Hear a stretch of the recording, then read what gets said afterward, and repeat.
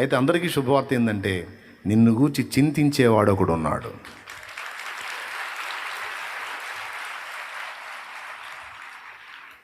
ఇంకో మాట కూడా చెబుతా ఈ సందర్భంగా. సరే అనుకుందాం, సరే మీ ఇంటోళ్ళు నీ గురించి చింతపడుతున్నారు అనుకుందాం. వాళ్ళు చింతపడ్డారు అనుకో, ఏమైద్ది? నీ గురించి ఆలోచిస్తున్నారు, చింతపడుతున్నారు. అయితే ఏం చేస్తారు? ఏం చేస్తారు నీకు చెప్పు? ఏమన్నా చేస్తారా? 2 డైలాగులు వేస్తారు, పాపం చాలా కష్టపడుతున్నావు అంటారు. అంత మాత్రం నీకేం ఒరిగిద్ది? వాళ్ళు నీ గురించి చింతపడ్డా నీకు ఒరిగేదేమి లేదు, పడకపోయినా నీకు ఒరిగేదేమి లేదు. కానీ నీకోసం చింత పడాల్సినోడు చింత పడకపోతే అప్పుడు నీ కొంప మునిగిద్ది. ఎవరైనా ఆయన చింతపట్టం మానేస్తే అప్పుడు డేంజర్. కానీ ఆయన ఎంత అద్భుతంగా చెబుతున్నాడు, నేను మిమ్మల్ని గూర్చి చింతించుచున్నాను కనుక నీ చింత యావత్తు నా మీద వెయ్యి. నాకు అర్థం కాదు, ఏవయ్యా నా మీద వెయ్యని అడగకపోతే నువ్వే తీసేసుకోవచ్చుగా. అట్ట కుదరదు అంటాడు ఆయన. స్తోత్రం. కాదయ్యా నువ్వే తీసేసుకోవచ్చుగా, మమ్మల్ని ఏమంటావేంది? నువ్వే వేయాలి. అక్కడే ఉంది ట్విస్ట్. నేను బలవంతంగా తీసుకోవటానికి లేదు, నువ్వు ఇస్తేనే నేను తీసుకునేది. స్తోత్రం. శ్యామ్ లే, ఇది తీసుకోయా, తీసుకో. తీసుకోడేంది? తీసుకోడేందండి? తీసుకో బాయ్, తీసుకో తీసుకో తీసుకో తీసుకో తీసుకో తీసుకో తీసుకో తీసుకో తీసుకో. ఎట్టుంటుంది మన వ్యవహారం అంతా. తీసుకో, నిజంగానే తీసుకో. ఇస్తే ఆ భారం అటు వెళ్ళిపోయింది. ఇవ్వకుండా సగం మన చేతిలో పెట్టుకొని అంతా నీదే భారం ప్రభువా, నీదే భారం ప్రభువా, నీకే స్తోత్రం ప్రభువా, నీదే భారం ప్రభువా, నీకే స్తోత్రం ప్రభువా, నీదే భారం.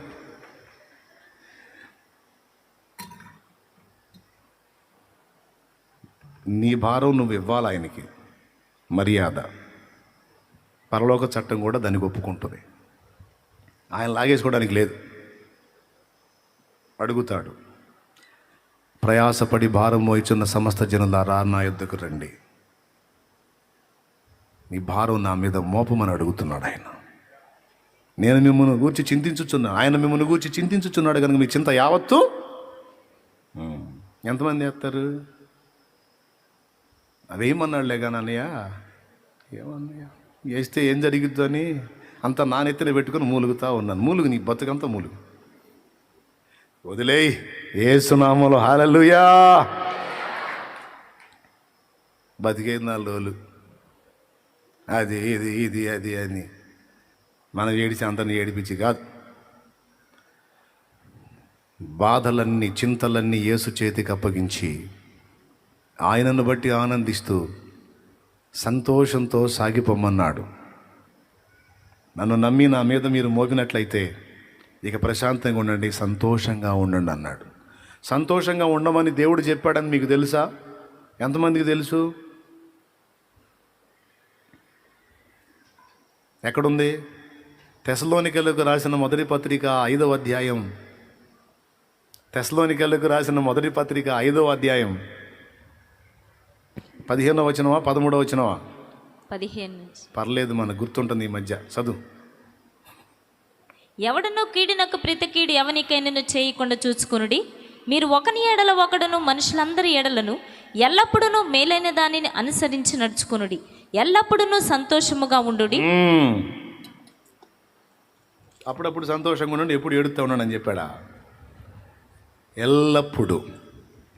దేవుని బిడ్డలు వీరు దేవుని సంబంధాలు అనడానికి అదొక గుర్తు.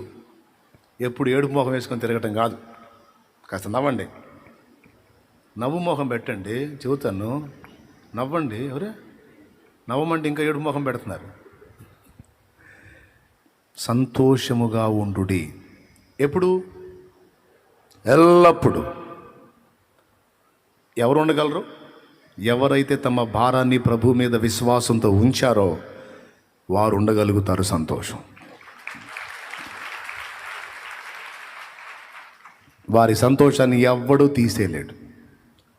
పాటలేక ఆనంద గీతాలు నే పాడుచు యేసయ్య సన్నిధి నే చేరనా.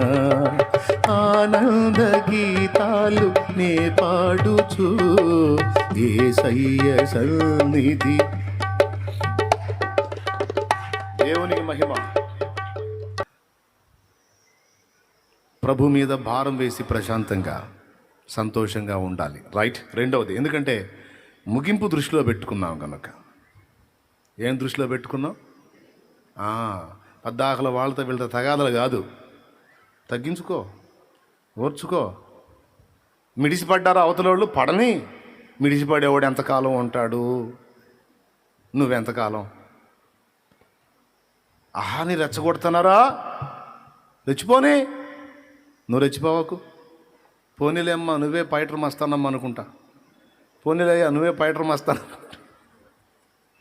పోనీలే బాబు నువ్వే మనగాడివి లేపో. తగ్గించుకో. సాధ్యమైనంత మట్టుకు సమస్త మనుషులతో సమాధానంగా ఉండు. ఏ దృష్టిలో పెట్టుకుంటే ఇవన్నీ ఉంటాయి? బాగా డెప్త్ వ్యామోహాలు పెంచుకోవాకు.